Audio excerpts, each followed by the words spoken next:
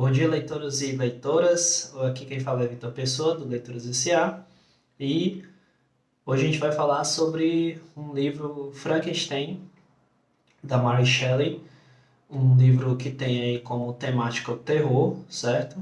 Mas é um terror bem filosófico, um terror psicológico, um terror que não vai focar aí na parte de sangue, assassinato, esse tipo de coisa, certo? É um terror muito mais psicológico do que aquele terror físico, aquele terror visual.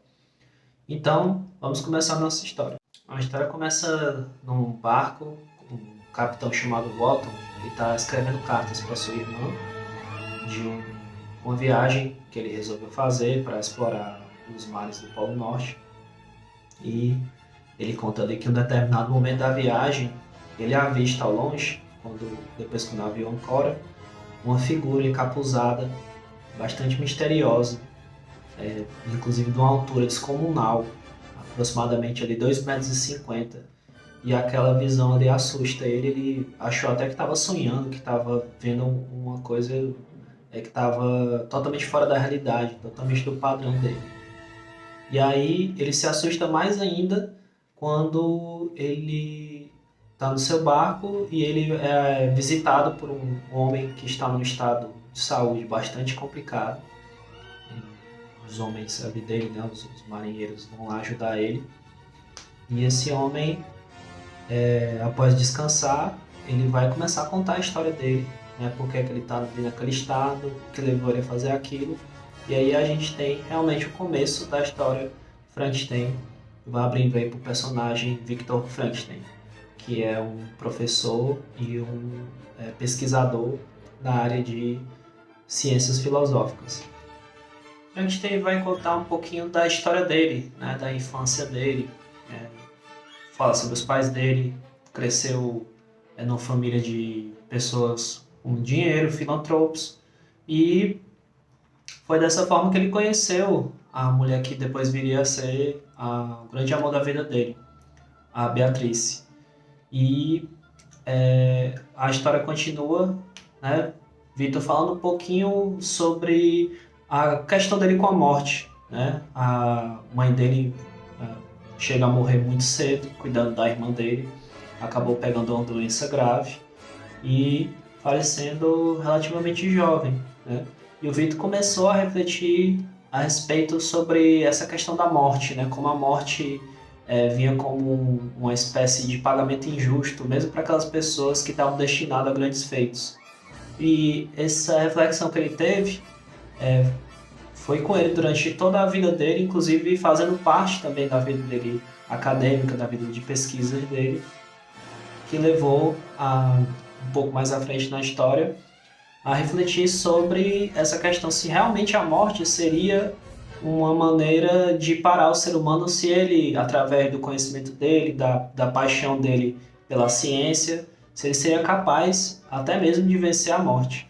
Será que existe mesmo a capacidade de gerar vida a partir da morte? Essa foi a reflexão que Frankenstein, motivado pelas suas pesquisas, motivado pela sua vida de faculdade, levou ele aos cemitérios da sua cidade. E ali ele ficou enclausurado durante muito tempo, tentando encontrar uma luz que pudesse encaminhar ele para essa resposta. E aí foi que veio o grande estalo. Como um pai que moldaria um filho, Victor pegou traço a traço as partes que fariam parte daquele que seria a sua criação. E aí, lembrando de uma memória que teve da infância, vendo o que um raio tinha feito com um pedaço de uma árvore que tinha perto da sua casa, ele pensou: eis aí a única parte que está faltando do meu quebra-cabeça. Quando o Victor olhou para a aparência da criatura que tinha dado vida, ele simplesmente não conseguiu suportar olhá-la nos olhos.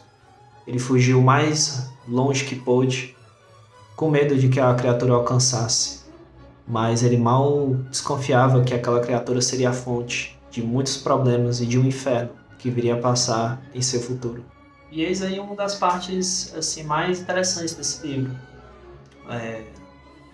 Mary Shelley traz aí um estilo bastante único essa questão da ciência como uma porta para vencer a morte, como uma porta para vencer dificuldades, mas também em compensação abrindo outras portas praticamente insuportáveis para o homem, né? Porque quando o homem tenta ali vencer a morte, uma coisa que não é natural, né, não é da sua natureza, ser imortal ou trazer, né, de volta à vida aquilo que é morto, Deus acaba cobrando o seu preço. E Victor ali tentando entender tudo isso, usando a ciência para resolver algumas questões mentais, mostrando aí um transtorno em relação à aceitação de certas coisas. A sua família fica extremamente preocupada com ele e vão visitar ele, né, no seu alojamento. Seu amigo de longa data vai lá visitar ele e descobre que ele está nesse estado, né, perturbado, com medo das coisas, e aquela nova criatura estava perturbando também muito a mente de Victor, e ele ficou com muito medo de repente alguém se esbarrar com aquela criatura, e quando ele volta para casa a criatura simplesmente tinha sumido, né? E aquilo ali meio que gerou um alívio quase que instantâneo no Victor, mas também gerou, como comentei, alguns problemas no futuro dele. E aí, Victor, dando por encerrado as suas pesquisas, ele resolve voltar para casa e ele descobre que o irmão mais novo dele morreu, né? Foi assassinado, e uma moça que convivia com a família, que foi acusada do crime, e essa mulher era extremamente amiga desse irmão dele, tinha ele como irmão também, e ele achava tudo aquilo muito absurdo, porque aquela mulher não poderia nunca ter cometido esse assassinato. E ele vai atrás do local, né, que o irmão dele foi assassinado. E aí, quando ele chega no local, perto do Mont Blanc, ele vê lá o corpo do irmão dele, ainda no local, e eis que a criatura, depois de muito tempo, aparece. E Victor vai confrontar a criatura olho a olho. Victor, cheio de ira e raiva, parte para cima da criatura. Mas antes que pudesse fazer qualquer coisa, a criatura fala: espere, antes que você tome qualquer decisão, peço que escute a minha história, pois o que cometeu comigo foi a maior das injustiças. Pois apesar de me ter dado vida, eu sou a criatura mais desgraçada que já caminhou sobre a terra. Victor fica sabendo que a criatura dividiu, durante o tempo que se afastou, o espaço numa cabana, junto com outras 3 pessoas bastante pobres. E ali começou a conhecer sobre a vida, sobre as questões existenciais.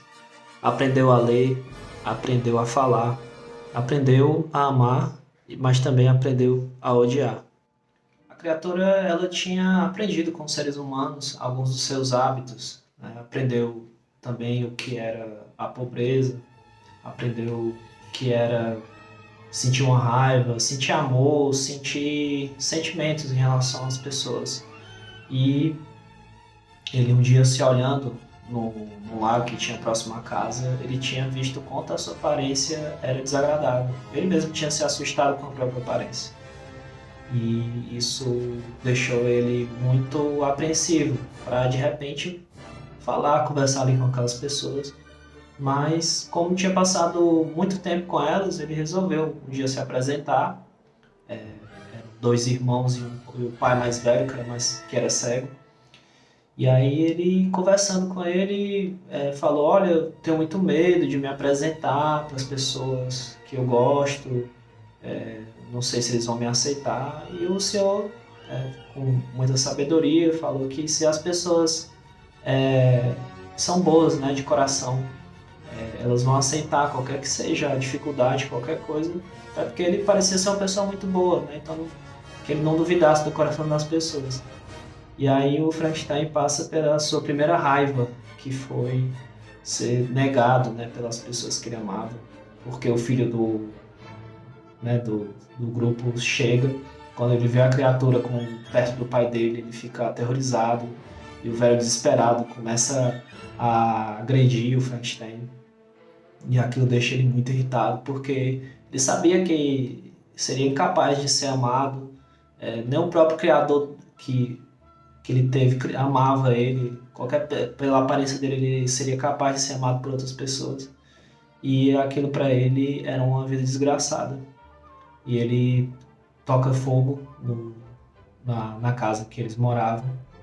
Esse grupo foge, né, com medo do monstro, e ele vai desesperadamente ali conversar com o Victor, pedindo uma companhia, né, que o Victor, através da ciência dele, gerasse ali uma companheira para ele, para que ele pelo menos tivesse o consolo de ter uma pessoa com ele pro resto da vida. E o Victor, muito irritado com aquilo, sentindo um pouco de compaixão, mas ao mesmo tempo ainda irritado pelo crime que a criatura cometeu, fala para ele: e quem garante que ela vai te amar do jeito que você está dizendo? Quem garante que ela também não vai ser uma criatura que vai usar da força para matar outras pessoas, assim como você fez? Não, eu não vou fazer isso. Não vou cometer o mesmo erro. E Frankenstein, vendo a resolução do seu mestre, do seu criador, fala: pois então, eu vou ser a criatura que vai fazer aquilo que foi criado para fazer, que é matar. Eu não vou ser amado das pessoas, vou ser incapaz de existir no mundo, então vou fazer aquilo que é a única coisa que eu sei fazer, que é tirar a vida de pessoas. E desde esse dia, Frankenstein declara guerra a Victor e sua felicidade, e some nas sombras. Victor fica preocupado com a ameaça da criatura e resolve partir numa expedição procurando por onde a criatura tinha andado, né? E ele vai até locais ali próximos da Inglaterra, procurando o rastro da criatura. Mas mal Victor suspeitava de que a criatura, na verdade, fazia o contrário. A criatura que estava seguindo. Só estava esperando o momento certo para poder atacar Victor. E eis que em um segundo ataque, a criatura tira a vida de seu melhor amigo que o acompanhava na expedição. E chega um outro momento em que Victor vai rever a negativa que tinha feito para a criatura. A criatura pede que Victor crie para ela uma companhia, né?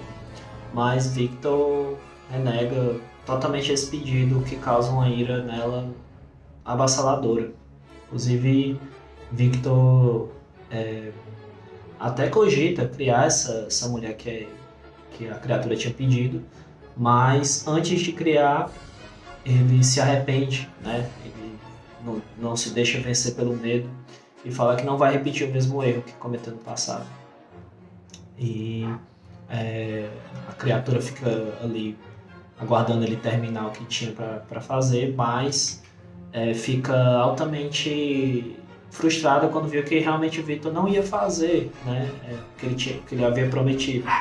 E aí gera um outro problema para Victor, um problema bem maior, que acaba realmente acabando com o Victor emocionalmente, que foi tirar a vida da mulher que ele amava, né?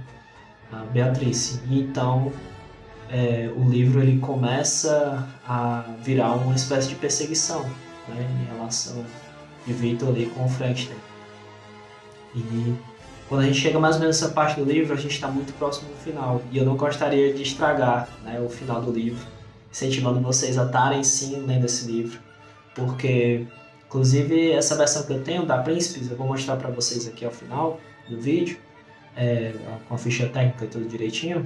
Foi uma versão de 240 páginas, curtinha, mas o nome autêntico, né, o nome verdadeiro do livro é Frankenstein, o Prometheus Moderno. E exatamente trazendo essa questão, né, de Prometheus, que foi aquela figura que roubou o fogo dos deuses para levar os homens, né? E ali você vai ter essa mesma questão, né, do Frankenstein, do Victor Frankenstein no caso, usando da ciência para ter um poder divino, e que isso acaba custando muito caro para Victor, porque mesmo que ele indiretamente tenha feito algo a favor da ciência, na verdade ele acabou mexendo com uma criatura que ele não sabia, que ele não conhecia os hábitos, e acabou conhecendo o que é a questão existencial, os flagelos do homem, toda a complexidade do existencialismo, e acabou não suportando isso, né, levando a gente para reflexões muito profundas em relação a esse livro. O final desse livro, ele é um final bastante emblemático, inclusive tem a ver sim também com o final de Prometheus, e aí fica essas duas leituras para vocês acompanharem. E eu queria também saber o que é que vocês acharam desse formato de vídeo que eu trouxe para vocês, se vocês gostaram da música, se gostaram do estilo com as imagens, vai ser muito importante para mim. E Frankenstein está mais do que recomendado. Essa resenha vai mostrar os principais aspectos desse livro, que junta todo esse conhecimento e toda a simbologia desse livro. Digo para vocês que é um clássico bastante agradável de se ler e que traz mensagens bastante profundas, né? Tem uma frase desse livro que ele comenta que se o homem se afastasse mais das questões de trabalho, né? Não ficasse tão focado em relação à lógica, em relação ao raciocínio, em relação às coisas da sociedade, ele, inclusive, estaria salvo, né, de consequências, como, por exemplo, o incêndio que aconteceu em Roma, os desastres que aconteceram na humanidade, porque, na verdade, o homem ele pertence à natureza, ele não pertence a, simplesmente à lógica e à razão. Então, pessoal, quero agradecer vocês até agora por terem ficado comigo no vídeo. Lembrando, dar o like aqui no lado esquerdo do vídeo, e agradecendo mais uma vez para quem está acompanhando o canal. E próximo vídeo eu vou estar trazendo para vocês o livro Pais e Filhos. Vamos voltar um pouquinho à parte da literatura clássica raiz, certo? E vamos estar trazendo esse clássico para vocês, que fala sobre niilismo, mas fala também sobre relacionamentos, principalmente relacionamentos com as gerações, certo? É um livro muito importante, muito bonito, e eu agradeço aí para vocês a companhia e para todos um ótimo domingo.